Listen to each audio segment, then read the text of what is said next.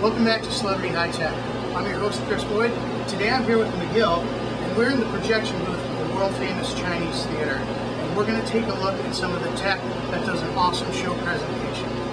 Miguel, what can you tell us about the system here? Oh, I can tell you guys a whole lot. Well, let's take a look at the original way of doing it with film, and then we'll take a look at the digital at the end. Would that be okay? Yeah, that's fine. I'm about to get our film ready, so for the next show, we're running the film. So you guys could see me how I thread the projector for you guys. Great, let's go take a look. It's a whole different, it's a lot easier for a projectionist, I'll tell you that. And it's, it's all computerized. So as long as you know about computers and stuff, you'll get the hang of it faster than, film. That for me, I think is the coolest part is the transition from film to the new stuff, digital and 3D. So you're actually set up to do both here? Yeah.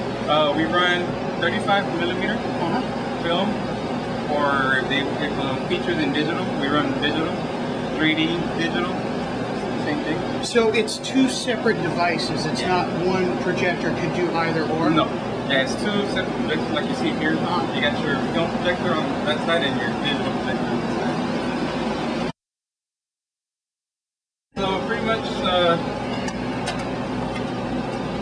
this right here will be your aperture plate. So that's where the light comes out, and this is where your picture will show up.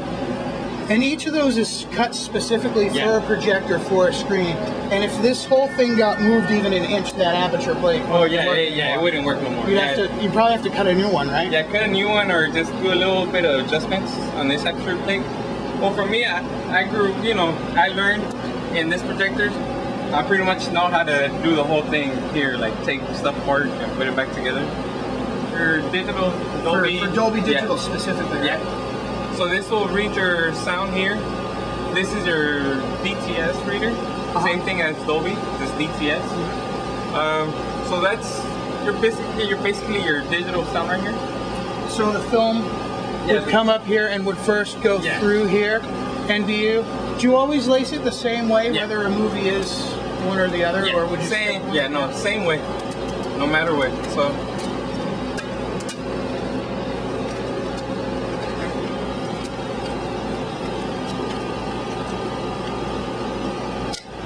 Pretty much that's how you'll thread the sound.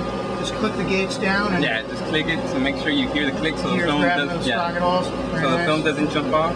It's a precision piece of machinery. Oh yeah. And then it just continues down. Yeah, it just continues down through the gate, where the light shines through. This is where the lamp house sends the it goes through here and through your lens. How bright is this? This is like about as bright as one of those helicopter spotlights, right? This one, I think it's a 4K, 4,000 watts, I think. Wow. So yeah, that's it's pretty bright image. Yeah, just by, let's say the lamp was on, if you open it, just have your hand in front, and like in 5 seconds, you'll start feeling your hand start burning, like, hey.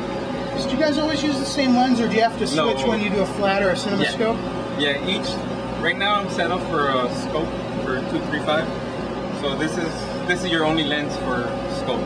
We have another one for flat, another one for 336, So you just so I guess you loosen up these right here? Yeah, loosen it up, pop it out, put the new one, or the one that needs to go in.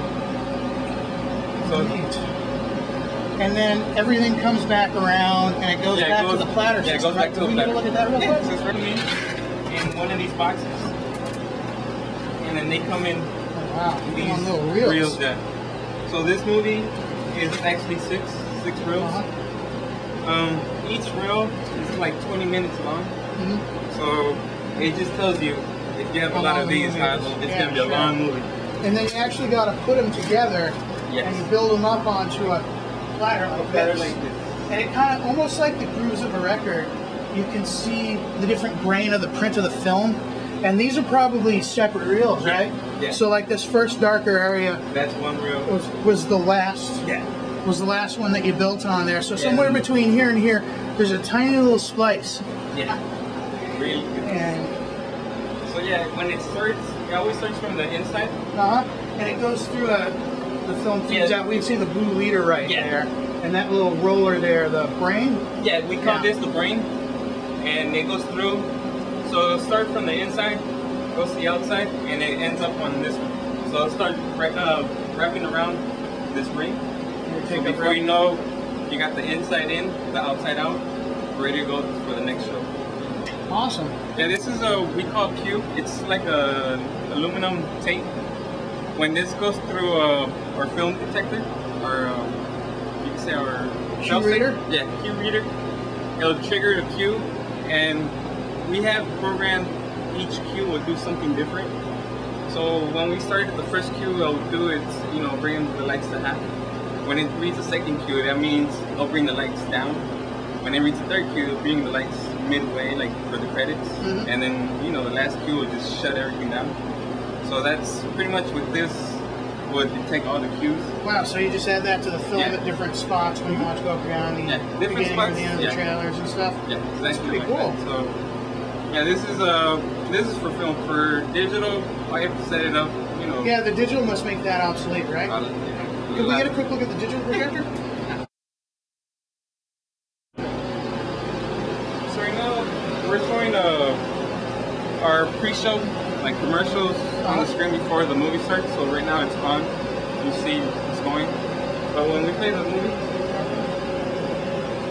this is our Dory Me. This is pretty much your server where you play your digital movie. Mm-hmm. So pretty much all your features right now, we still have Journey 2 because we were playing it yesterday in digital. Mm-hmm. So yeah, pretty much, you'll select it, add to playlist, and it's already there.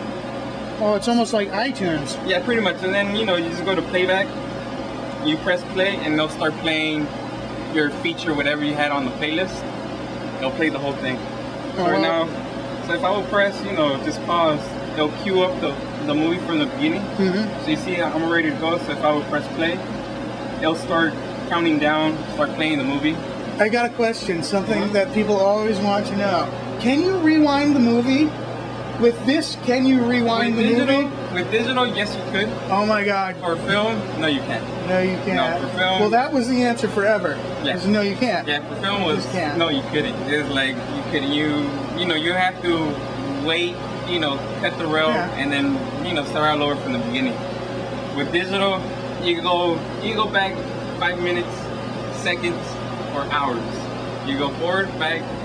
You can even pause it. That's good stuff. If you really wanted to pause it on a scene, pause it. It stays. On film, if you actually stop the movie on film, you'll burn the film. And is this your sound processor? Yeah, this is our Dolby 650. Yes, CP 650. Yeah, this is where all your sound will go through. So is the video generated here and the audio is generated here and then they come together? This one's connected to here. So pretty much this sends a signal for the sound. And that decodes it? Yeah. Okay, but the video just comes straight out of there? Yeah. What kind of connection do you use to connect between this and here? Is it an HDMI wire? No, it's SDI, 2 SDI wires. 2 SDI wires? Is it a digital or an analog connection? I can show you right here. So, yeah, these are pretty much your cables to show the movie. Oh, okay. So it's an HD SDI cable. It looks like a coaxial cable, almost like, is it like a BNC connector on it? Yes, it does. Fascinating. So you've got so these two together deliver both the audio and the video? Yeah. Now, is one audio and one video, or is it just split between the two? I think it's just split between both. Because we had issues with one of the cables that you still saw image and sound, but the picture looked kind of weird a little bit. But you still had picture and sound.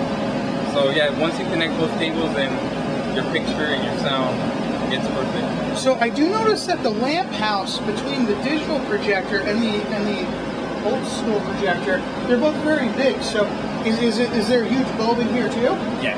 And so what is this? Is there some sort of translucent screen that an image is generated on and the light's shown through it? Well, it goes, when the light turns on, it goes through little mirrors. Okay. And those little mirrors will give you the... So it's a DLP?